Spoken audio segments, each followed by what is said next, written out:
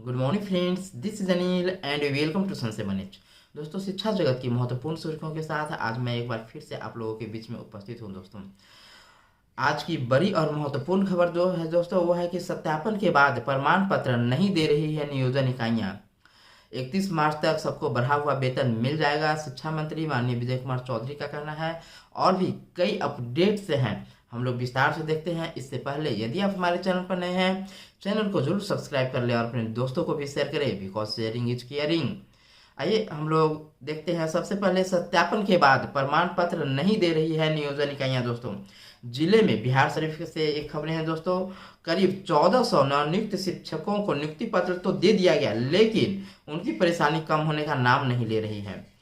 अधिकांश जगहों पर नवनियुक्त शिक्षकों के प्रमाण पत्रों का सत्यापित कर नियोजन इकाई नहीं दे रही है। इस बात से शिक्षकों की न केवल परेशानी बढ़ी हुई है, बल्कि उनमें काफी रोष भी है, क्योंकि एक माह के अंदर सभी शिक्षकों को हर हाल में स्कूल में ज्वाइन कर लेना है। दोस्तों, अगर शिक्षक निर्धारित समय में ज्वाइन नहीं करते हैं तो फिर उनका दावा स्वतः खारिज हो जाएगा। इन बातों को सोच सोच कर ही शिक्षकों का दिल दहल रहा है, क्योंकि लंबे इंतजार के बाद उन्हें नियुक्ति पत्र मिला भी तो उस पर ग्रहण लगता दिखने लगा है। इस मामले की लगातार मिल रही शिकायत को गंभीरता से ले डीईओ केशव प्रसाद ने सभी संबंधित एचएम को शिक्षकों को नियुक्त करने का आदेश दे दिया है। स्पष्ट शब्दों में कहा है कि बाद में पता चले अथवा नियोजन इकाई नवनियुक्त शिक्षकों का प्रमाण पत्र गलत बताए तो फिर वैसे शिक्षकों पर बाद में प्राथमिकी दर्ज की जाएगी। फिलहाल जो शिक्षक जब से स्वास्थ्य प्रमाण पत्र बनाकर स्कूल में जमा करे तब से ही उनकी नियुक्ति तिथि मानी जाए। इस प्रकार का मामला किसी एक या दो स्कूलों का नहीं, बल्कि विभागीय सूत्रों का कहना है कि अधिकांश नियोजन इकाइयों का यही हाल है। इसके पीछे नियोजन इकाइयों का मकसद केवल इतना ही है कि उसके लिए भी नवनियुक्त शिक्षक उनके ऊपर कुछ चढ़ावे। डीईओ इसी बात की नजाकत को भांपते हुए संबंधित स्कूलों के एचएम को शिक्षकों को ज्वाइन कराने का आदेश दे दिया। दूसरी महत्वपूर्ण खबर है दोस्तों, कर्मियों के समान नए शिक्षकों को सुविधा देने का प्रस्ताव नहीं। राज्य कर्मी के समान नए शिक्षकों को सुविधा देने का प्रस्ताव नहीं है। शिक्षा मंत्री विजय कुमार चौधरी ने कहा है कि पंचायती राज व नगर निकायों से बहाल शिक्षकों को राज्य कर्मियों के स्वरूप सुविधा व लाभ देने की कोई योजना राज्य सरकार के पास विचाराधीन नहीं है। इन्हें ईपीएफ से कवर किया गया है। साथ ही उच्चतम न्यायालय में भी इस मामले पर विमर्श हो चुका है। मंत्री शुक्रवार को विधान परिषद में डॉक्टर संजीव कुमार सिंह के अल्प सूचित प्रश्न का जवाब दे रहे थे। प्रश्नकर्ता का कहना था कि राज्य में किसी विपदा की स्थिति में सरकार शिक्षकों को ही खोजती है। कोरोना काल में भी सारे क्वारंटाइन केंद्र इन्हीं शिक्षकों के भरोसे चल रहे थे। कई राज्यों ने भी पुरानी पेंशन योजना और वेतनमान लागू कर दिया है। लिहाजा राज्य सरकार को भी स्वास्थ्य बीमा सुविधा और पेंशन सुविधा देनी चाहिए।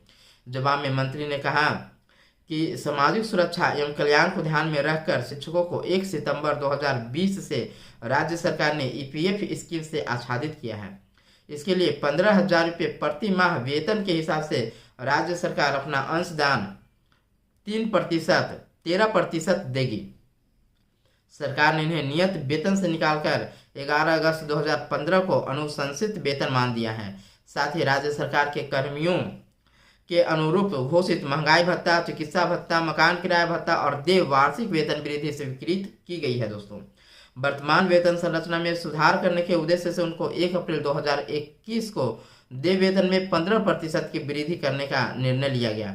इन शिक्षकों के वेतनमान एवं सेवा शर्त पर सर्वोच्च न्यायालय न्यायाधीश पारित करते हुए यह स्पष्ट किया है कि राज्य सरकार ने शिक्षकों के अधिकार का हनन नहीं किया है। साथ ही इन शिक्षकों को पूर्व के सहायक शिक्षकों के समरूप वेतनमान एवं सेवा शर्त का दावा उक्त न्यायाधीश के तहत अनुमान्य नहीं है।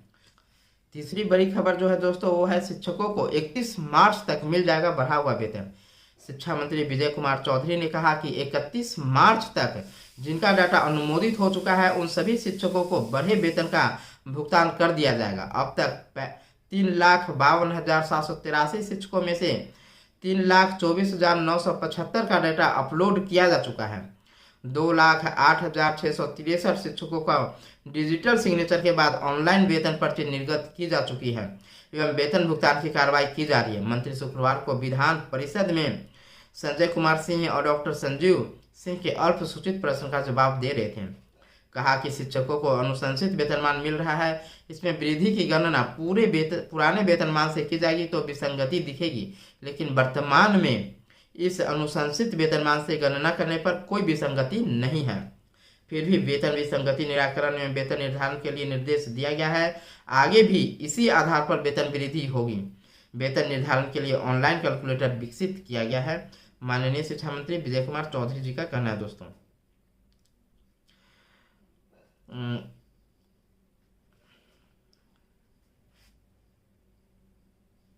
शिक्षकों ने खटखटाए शिक्षा विभाग के दरवाजे, चाहिए सेवा निरंतरता के साथ वेतन संरक्षण।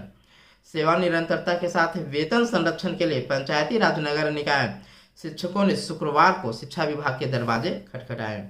दरवाजा खटखटाए गए शिक्षकों ने सेवा निरंतरता के साथ वेतन संरक्षण के लिए अपर मुख्य सचिव को संबोधित ज्ञापन के कार्यालय को सौंपा है। सातवें चरण से संबंधित महत्वपूर्ण जो खबर है दोस्तों वो है कि शिक्षा मंत्री विजय कुमार चौधरी ने विधान परिषद में कहा कि राज्य की सभी 8,386 पंचायतों में खोले गए +2 स्कूलों में 2 वर्ष के अंदर पर्याप्त कक्षाओं की व्यवस्था कर दी जाएगी। इस पर 7.5 से 8,000 करोड़ रुपए खर्च होंगे। इस योजना को राज्य सरकार ने स्वीकृति दे दी है। वह 22-23 के बजट पर वाद विवाद में सरकार का पक्ष रख रहे थे। शिक्षा मंत्री ने कहा कि पिछले 1 महीने में करीब 41,000 शिक्षकों की नियुक्ति पूरी कर ली गई है। यदि न्यायालय का हस्तक्षेप नहीं होता तो अब तक 32,000 माध्यमिक और उच्च माध्यमिक स्कूलों में शिक्षकों की नियुक्ति भी की जाती।